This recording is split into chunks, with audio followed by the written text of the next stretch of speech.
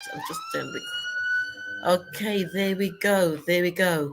Well, I'm going to start the interview now, Julia. Well, good morning, good evening, good afternoon, wherever you are across the globe. Welcome to On the Sofa with yours truly, Esther Austin. Well, with me today, I have Julia Verdin. Julia Verdin, she's the director of Angie Lost Girls. It's a film that came out on Tuesday, the 24th of August in London, and um, it hits VOD on September the 13th. That was yesterday. That was yesterday. So a real privilege to have you on the show, Julia. Oh, thank you so much, Esther. I'm so excited about the engagement we're getting so far on Angie Lost Girls.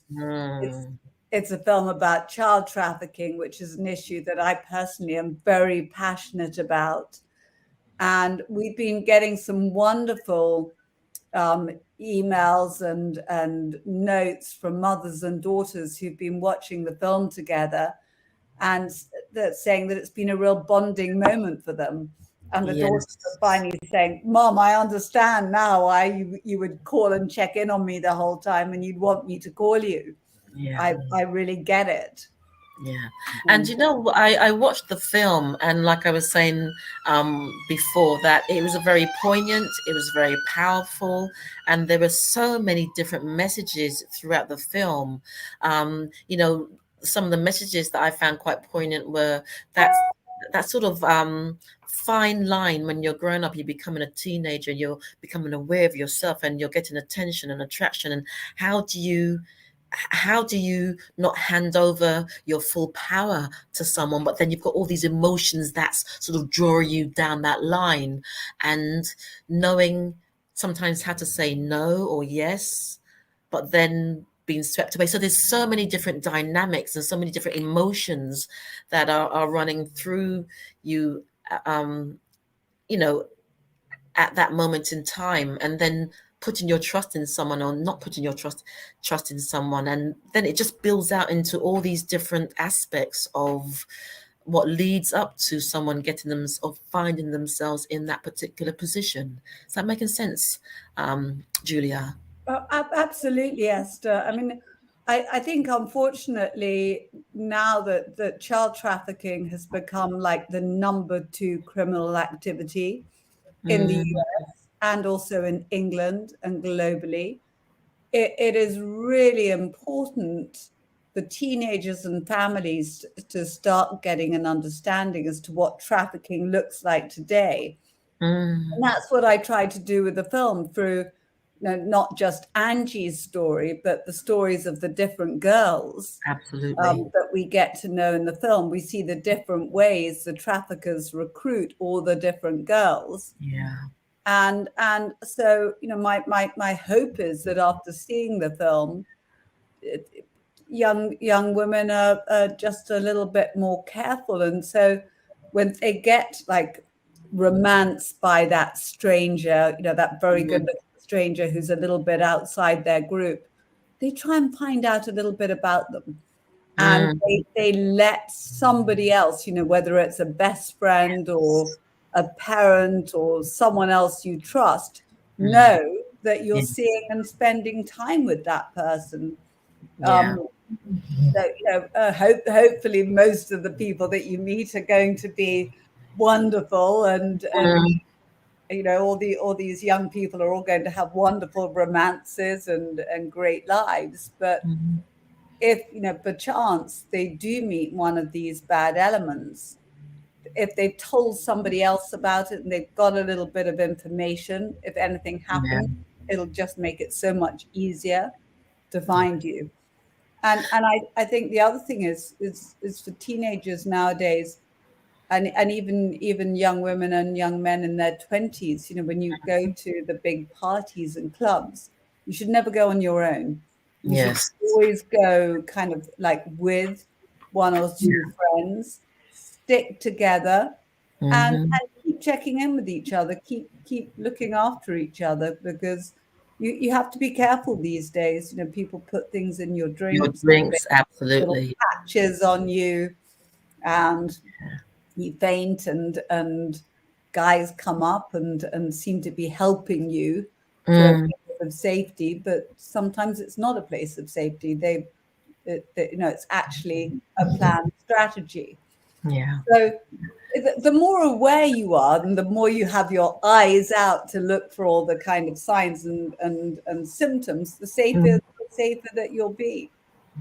And it's interesting, Julia, because as you're talking, what I keep feeling and sensing is sometimes you can just get caught up and swept up in the moment, and all those things go out of your head. And it's really interesting because growing up, I always had a lot of attention growing up, and I just didn't like it and I didn't understand it. And people would always say there's something about your energy. I had it in my teens, in my 20s, in my 30s, 40s, yada, yada, yada. And I could never understand where everywhere I went, even if I was with a group of other girls, women, it was always me. And I'm like, what is this? But then it made, like you said, it made me aware, because there were signs, just made me a bit more, not a bit more, I became very aware of my surroundings. And even sometimes because people used to think I was a lot younger than what I really am, and just how men would approach me. But when I spoke, they knew that I was a lot older than I looked. And I used to think to myself, I wonder if I was actually that age, how I would handle that. That persistence that's sometimes in your face, and how you manage that, and also how you protect yourself sometimes when someone comes up to you and they are quite forceful. So there's so many things that came out of that film. And also something else, as you were speaking, I'm going to play the trailer soon so that people can actually get a sense of what we're talking about. But also it was just watching the parents and how this impacted on the family, and the questioning and the turmoil. And there's always what if I had, all those things that come into play as well. So there are just lots of different elements to bringing about an awareness on lots of different platforms, if that makes sense. No, absolutely, Esther. Okay, so what we're going to do now, ladies and gents, I'm going to go over to the trailer, and then when I'm on the way back, I will have got quite a few more questions for Julia. So you're listening to Esther on the Sofa with Esther, and I'm talking to Julia Verdin.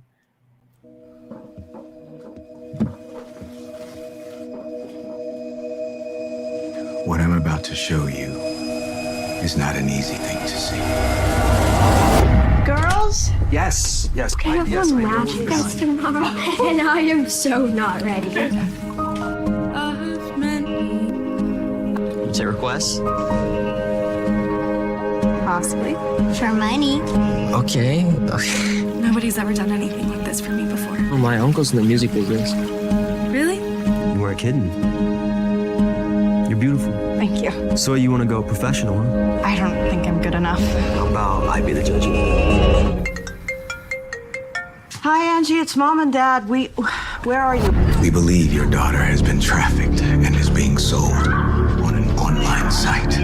Age 16, dark blonde, blue eyes. You were a good girl last night after you stopped whining. Please calm down and play along. They know where your parents live. They know who they are. You gotta get her now! If we move too soon on this, they could go dark and we'll lose her forever. Let's go! Now! Move! Jake! It's Angie. What?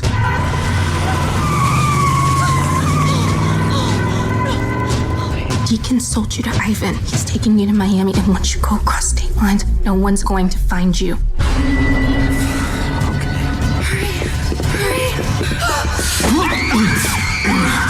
You're not going anywhere.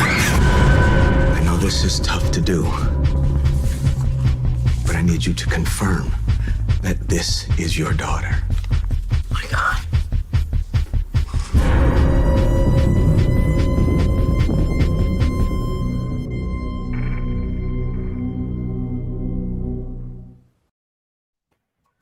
Yeah, I still feel my heart going kudum, kudum. I mean, I can't imagine being in such a deep place. And, especially when in the film where she mentioned, sometimes she gets raped 20 or 30 times a day. And you think that's going to happen for many of them for the rest of their lives. Where do you go to? And I guess you don't really have any place to go to, because then you just shut down to any emotional expression and just become. Does that make sense, Julia? Absolutely, and to me, that is what is so heartbreaking. I can't stand abuse to children, animals. It just, I find it heartbreaking, and the idea of that happening to a young girl is just so horrifying to me. It's what really propelled me to make this movie, because to me, if somebody gets trafficked, there's so much that the level of trauma that you end up with from that type of experience, it can take you a long time to, if you're lucky enough, and that is, I say, lucky enough to get rescued or to escape, it can often be a long road back to recovery. It could, because when something like that happens to you, it's you have to work really hard to re-find your faith. Absolutely. And one of the things that really hit me when doing research from this film is that a lot of the people working in the field, a lot of the women that I met running the various NGOs fighting against trafficking were all former victims of trafficking. So they were survivors who had had the courage to face what had happened to them and were using their experience to help others. And that is really powerful. So if anyone, listening has been through any type of trauma, even if it's a rape type of situation, which can also be very traumatic and is very prevalent nowadays, 1 in 3 women are raped. So trafficking is a lot more extreme because you're being raped a number of times. Find support groups that help you recover from this with other people who've been in similar situations, who will use their experience, strength, and hope to help you through. And that's part of what we did in Angie Lost Girls. I also wanted to give a sense of hope and courage over adversity, and show that whatever's happened in life, you can use a horrific experience that's happened to you for good purpose to help others, which is ultimately what Angie ends up doing, because you wanted to have something that was a little bit inspiring, uplifting, yes, a dark story. But it's often films like Pretty Women and some of the other films that we've seen on trafficking often make it look a little glamorous to young girls. All the survivors that I've spoken to tell me it is not remotely glamorous. It is really sordid, nasty, and horrible. So the more we can do with educating teenagers and families as to what trafficking looks like, the more chance I think we have at prevention. Because when people are aware, hopefully they'll ask signs. Yes. When there's that job that seems a little bit too good to be true, the model agents who approach you in the mall. The bottom line is, in those situations when it's too good to be true, there's usually something fishy going on there. But and if you want to check it out, it's important that they talk to somebody in authority or their parents to also investigate it with them. So that's one of my real big hopes with the film. And you said something there, you wanted to put something in there about hope and something that's uplifting. And one thing that, I've just felt myself go, yes, is when Angie was asked to, is it testify or work with the police? And she finally after pushing against that, she goes, I'll do it. And so there was an element of determination. I saw that fight come back in her. And I guess she is the type of person that would be, working with NGOs to support women as they come through that experience. And sometimes, I guess, when you're also pushed to the edge and you've been through so much trauma, you do find that fight. It's just like when they went to the safe house and they found her, she walked out almost with this bare confidence, even though she had an idea that maybe they would take her again, but there was a defiance in her. And for just seeing that, as you said, anyone who's watching this, if you are in a similar experience or someone, then these are all signs. These are all little signs and all little things that you can do to survive, to fight against, and just have that hope, hope someplace. I think having hope is key, and having faith that you will find your way through no matter what has come to you. And I think it's very important in life, whatever type of tragedy has befallen you, remember that you always have two ways to look at it.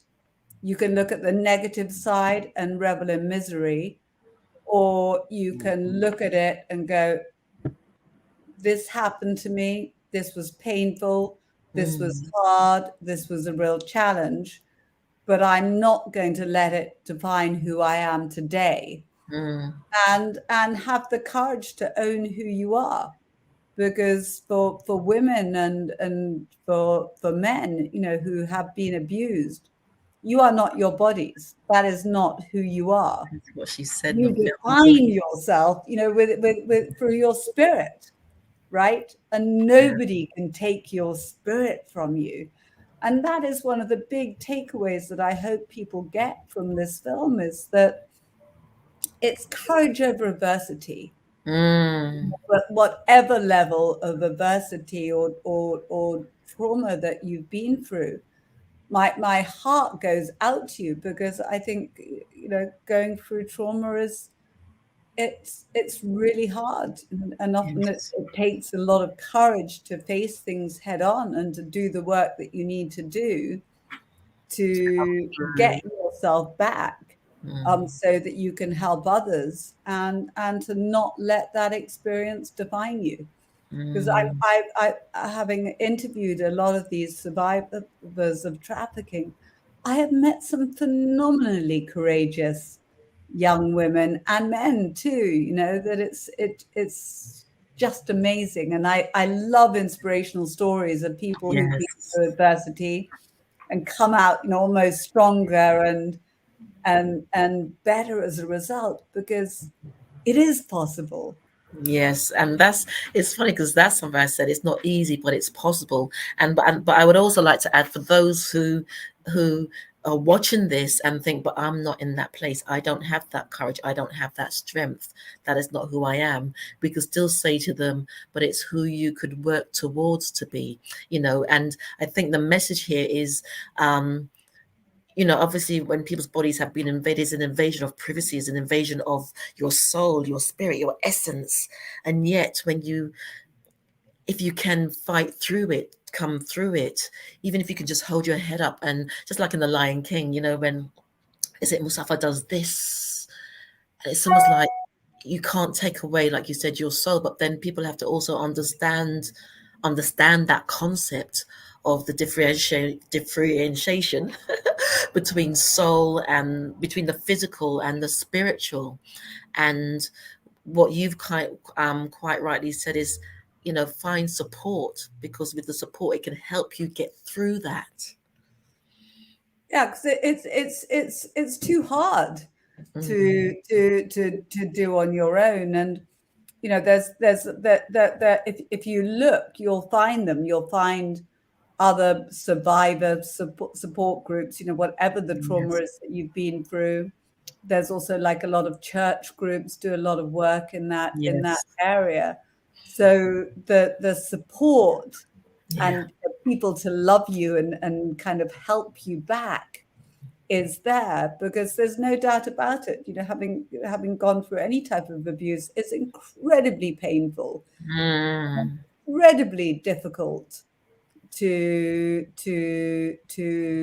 deal with, and my heart goes out to anyone who's been through any type of abuse, because it's a horrible thing to happen.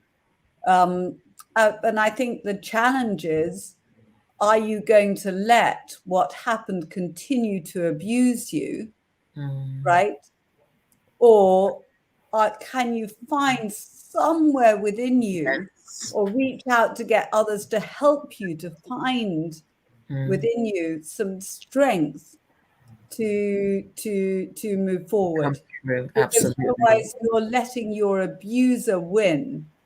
And after the harm they've already done to you, what I would say is they do not deserve to win. They do not deserve to make you suffer. They should not be allowed to make you suffer one moment more. You've already suffered enough. So it's key to find those people that are kind and loving and are going to surround embrace you, you up and help you back to the beautiful person that you are and always were and still are and will continue to be. Excellent. And so, I mean, do you have any programs? I mean, as a result of doing the film, do you run any programs that, or are you? I know you're part of an association. If you can just tell us a little bit more about that supports survivors or those who have been through these types of circumstances. So I founded a nonprofit, Artists for Change, and that nonprofit makes films like Angie, Lost Girls, and we also encourage artists and people in their arts, to use their voice and use film, use music, use art to raise awareness on key social issues. My background is I'm a filmmaker and a storyteller. I don't have any training in therapy, so it wouldn't be right for me to be offering those types of services. But we have on our Artists for Change website, we have some resources, and there's a lot of amazing nonprofits working to provide services for survivors of trafficking, of other abuses, of bullying, where you can get help. So, certainly if anyone is stuck and looking for resources, if they email us to our website at Artists for Change, I'm always happy to refer, good people that we've met along the way that are doing great work in the field, and I've seen helping people. Brilliant. And I guess, winding down, Julia, for all those who played the various parts in the film, but especially the Angie, to immerse yourself in a character that's gone through so much, how, as the actress herself, how does she manage the outside of that?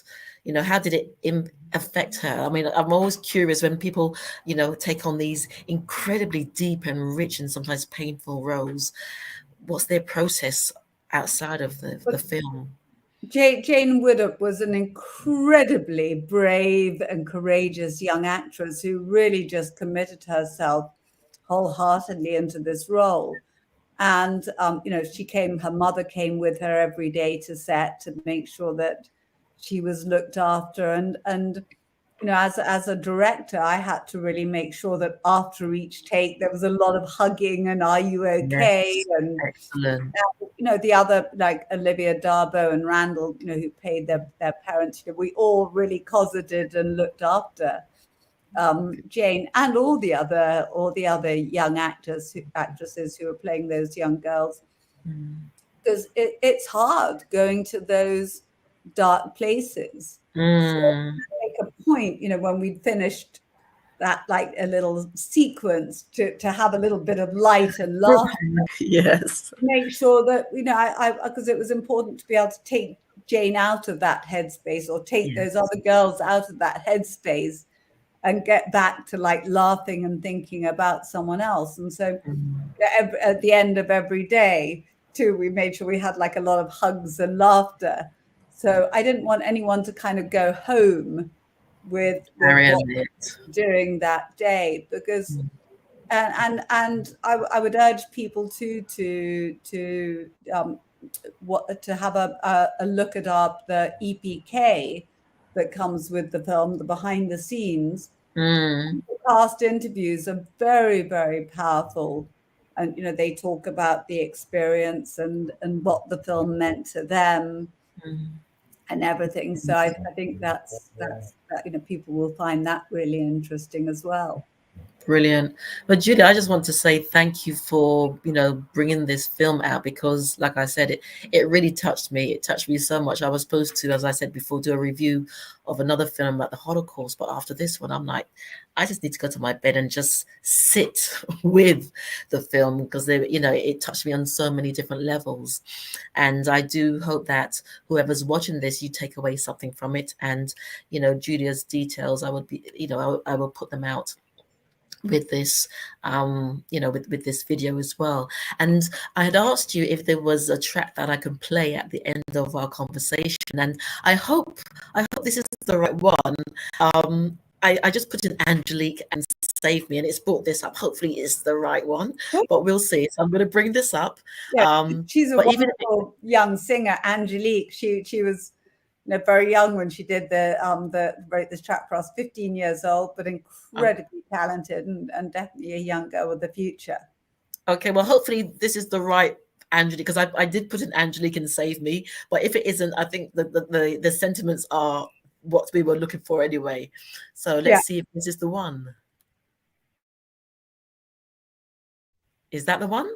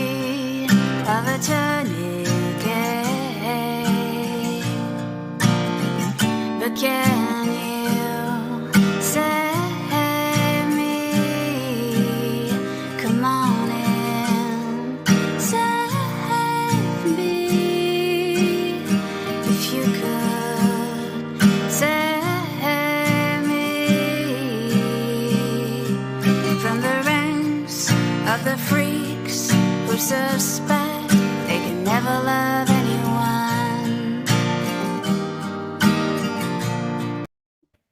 Is that the right one?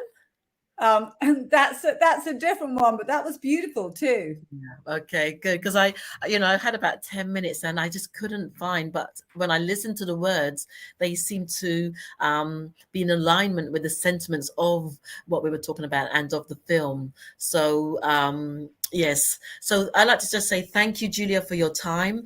Like I said, I've been looking forward to talking to you for quite a few weeks now, and as we say, anybody who wants any help, you can go onto the website.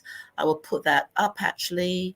So the website, I'm going to add it to the banner right now. So the website is, what's the website again? Artist number 4 change.org. Artist, see, I love this, number 4 change.org. Yes, artist with S. Let's see if we can do this. Sees magic. Artistforchange.org. Thank you, Esther. There we go. So much for having me on the show. And listen, I hope everybody will spread the word about this film. And Absolutely. Trafficking is a mammoth problem to take on. But if we all keep our eyes open, and if we see something, report it, call 911 if you see any type of suspicious activity going on around you. And please, share about the film to friends, families, people that you know, and keep safe, everybody. And thank you, Esther, for being an artist for change and being a champion of this issue. Has to happen. And what I'm going to do, I'm going to play the trailer out as we leave this interview. But like I said, thank you, Julia. And I do champion change like you. I very much am about I don't like to see people in harm, and animals, because I have an affinity to animals, because I do animal communication as well.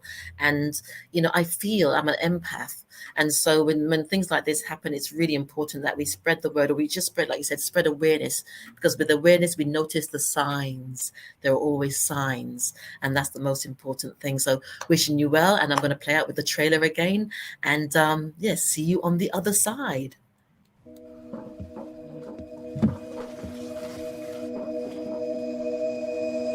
What I'm about to show you is not an easy thing to see. Girls? Yes. I have one match test tomorrow, and I am so not ready. Say requests? Possibly. For money. Okay. Nobody's ever done anything like this for me before. Well, my uncle's in the music business. Really? You weren't kidding. You're beautiful. Thank you. So you want to go professional, huh? I don't think I'm good enough. How about I be the judge? Hi, Angie. It's Mom and Dad. Where are you? We believe your daughter has been trafficked and is being sold on an online site. 16, dark blonde, blue eyes. You were a good girl last night after you stopped whining. Easy, calm down and play along. They know where your parents live. They know who they are. You gotta get her now! If we move too soon on this, they could go dark and we'll lose her forever. Let's go! Now! Move! It's Angie. What?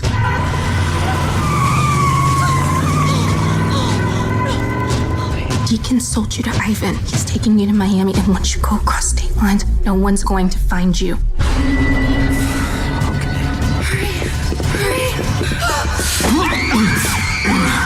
You're not going anywhere. I know this is tough to do, but I need you to confirm that this is your daughter.